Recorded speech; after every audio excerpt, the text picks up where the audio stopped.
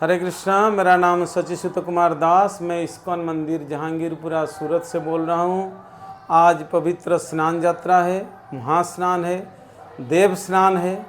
आज के दिन में जगन्नाथ बलदेव सुभद्रा का आविर्भाव हुआ था, इसलिए हम उनको स्नान कराते हैं, अभिषेक कराते हैं। अभी अभिषेक हो चुकी है। और चूँकि हम लोग कल शाम को ताप्ती नदी से 108 घड़ा पानी लाए थे और उसको पवित्रता से हम लोग रखे थे। उसके अंदर चूहा, चंदन, कर्पूर दे के उसको पवित्र बनाए थे। और आज सवेरे 10 बजे भगवान का अभिषेक हुआ उसी जल से। और फिर जैसे भगवान को ऐसे ठंडा जल में स्नान कराते हैं। आज ज्येष्ठ पूर्णिमा है, सबसे गर्म दिन है, तो ठंडा जल में जैसे स्नान कराते हैं तो भगवान को बुखार आ जाता है। और ये बिल्कुल सत्य है। अच्छा। क्योंकि भगवान मनुष्य लीला कर रहे हैं, इसलिए उनको बुखार आता है। और अभी 15 दिन भगवान दर्शन नहीं देंगे। और बुखार जब होता है तो आम आदमी तरल पदार्थ लेता है, जूस लेता है, जड़ी बूटी का जूस लेता है, पतला खिचड़ी लेता है, दलिया लेता है। तो भगवान को 15 दिन ऐसे ही सेवा किया जाएगा। और फिर 15 दिन के बाद जगन्नाथ बलदेव सुभद्रा सीधा रथ यात्रा में दर्शन देंगे। अच्छा। और उसके लिए सारा प्रस्तुति हो चुकी है। 27 जून शुक्रवार शाम को 3 बजे सूरत रेलवे स्टेशन से जगन्नाथ बलदेव सुभद्रा का भव्य रथ यात्रा निकलेगा। और बड़े बड़े सब मंत्री सब आएंगे, कलेक्टर साहब आएंगे, हमारे पुलिस कमिश्नर साहब आएंगे, और हमारे बहुत सारे महाराज लोग आएंगे इस्कॉन में। और कम से कम 10 लाख लोग दर्शन करेंगे जगन्नाथ बलदेव सुभद्रा की रथ यात्रा का। क्योंकि शास्त्र में वर्णन किया गया है, रथे तु वामनं दृष्ट्वा पुनर्जन्म न विद्यते। रथ में बैठते हुए जगन्नाथ बलदेव सुभद्रा का दर्शन करना मतलब जन्मों का पाप नष्ट हो जाता है और आपका मन भगवान के चरण में लग जाता है। और रथ यात्रा की जो स्पेशल ड्रेस है वो वृंदावन से बन के आ चुका है, जिसका कीमत 2.5 लाख रुपया है। उसको 1-1.5 महीना से 50 लोग जो है कारीगर काम कर रहे थे। और बिल्कुल एकदम बहुत ही सुंदर ड्रेस है भगवान जगन्नाथ बलदेव सुभद्रा उस दिन पहनेंगे। और ये रथ यात्रा सूरत रेलवे स्टेशन से शुरू होकर सहारा दरवाजा, टेक्सटाइल मार्केट, रिंग रोड होते हुए 8वां गेट, और 8वां गेट से फिर आएगी गुजरात गैस सर्कल, और वहाँ से ऋषभ टावर होते हुए रांदे रोड, और जहांगीरपुरा में रात को 10 बजे ये संपन्न होगा। तो इसलिए सूरत के भाविक भक्तजनों को हम लोग निवेदन करते हैं, आप लोग कहीं भी होंगे 27 जून शुक्रवार शाम को 3 बजे से रात को 10 बजे के अंदर कहीं भी होंगे, आप लोग आइए, दर्शन कीजिए, प्रसाद लीजिए। क्योंकि जगन्नाथ बलदेव सुभद्रा का ये महाभाव स्वरूप है। भगवान जब वृंदावन छोड़े, वृंदावन के बाद मथुरा आए, मथुरा में कंस मामा को उनको उद्धार किए। उसके बाद भगवान आए द्वारका में। द्वारका में 16,108 रानी से शादी किए भगवान ने। और बड़े भव्य एकदम राजेश्वर भगवान द्वारकाधीश के रूप से भगवान वहाँ सेवा पूजा पाने लगे। और 16,108 रानी जो है भगवान को सेवा करने लगे। फिर भी भगवान रात को कभी कभी गोपी गोपी राधे राधे बोलते थे, रोते थे, बिलखते थे। गोपियों की याद आती थी, राधा रानी का याद आती थी, ब्रजवासियों का याद आता था, तो भगवान रोते थे, बिलखते थे।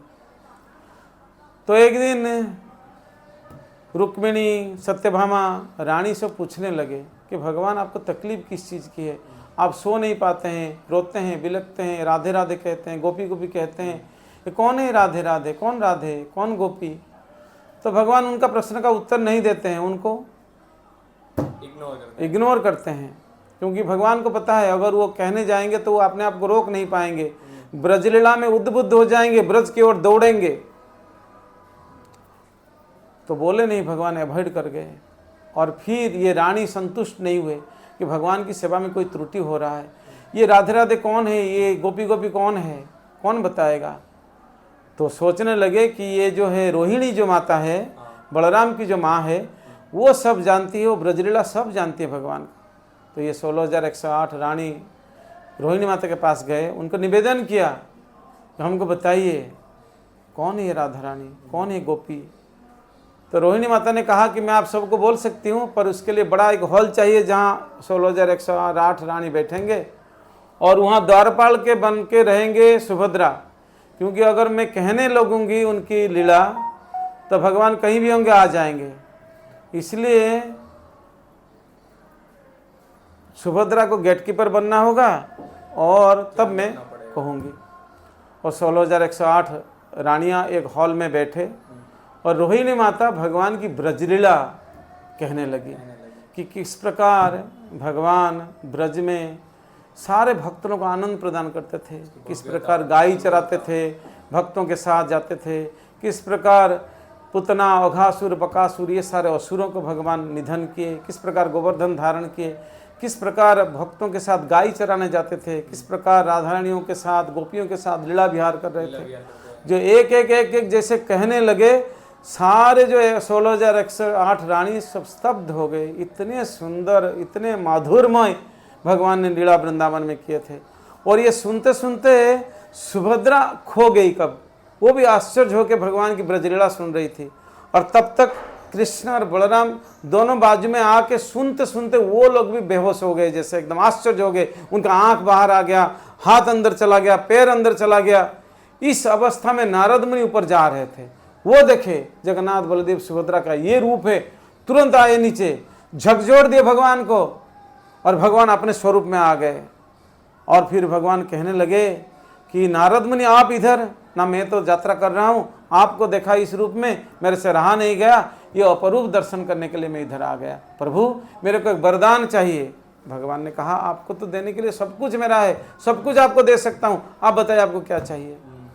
तो नारद मुनि ने कहा थोड़ी देर पहले जो रूप आपने धारण किए थे वो सब महाभाव स्वरूप, कलियुग में सारे लोग, सारे जीव को दर्शन कराना है, ये रूप आपको लेना है। भक्तों का ये जो इच्छा है तो भगवान ने पूरा किए। कलियुग में जगन्नाथ बलदेव सुभद्रा के रूप में भगवान आज दर्शन दे रहे हैं। भगवान का ये महाभाव स्वरूप है। इस रूप को कोई दर्शन करेगा तो सीधा भगवान के धाम में जाएगा, जहाँ से उनका कभी भी परिवर्तन मतलब वापस नहीं आएगा। भगवान के धाम में कोई एक बार जाता है, वहाँ से वापस नहीं आता है। इसलिए महाभाव स्वरूप को ये जगन्नाथ बलदेव सुभद्रा को कोई दर्शन करता है तो उसका पुनर्जन्म न विद्यते। तो इसलिए ये रथ यात्रा हो रहा है, आप लोग सब आइए, दर्शन कीजिए, प्रसाद लीजिए। और रथे तु वामनं दृष्ट्वा पुनर्जन्म न विद्यते। रथ के ऊपर जगन्नाथ बलदेव सुभद्रा को दर्शन करना ये जीवनों का कल्याण है।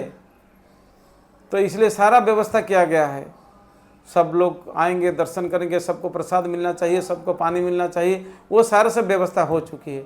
तो सारे सूरतवासियों को निवेदन करता हूँ हाथ जोड़ के, आप लोग 27 जून शुक्रवार शाम को 3 बजे कहीं भी होंगे, आप लोग जरूर पधारें, दर्शन कीजिए, प्रसाद लीजिए और आपका जीवन को धन्य बनाइए। हरे कृष्णा। हरे कृष्ण।